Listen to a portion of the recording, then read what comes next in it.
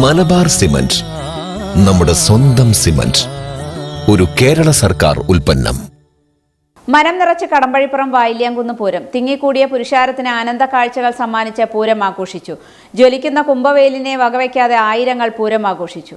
വർണ്ണാഭമായി വായില്യാംകുന്ന് പൂരം. കുംഭച്ചൂടിനെ വകവയ്ക്കാതെ ആയിരങ്ങളാണ് പൂരാവേശത്തിന്റെ ഭാഗമായത്.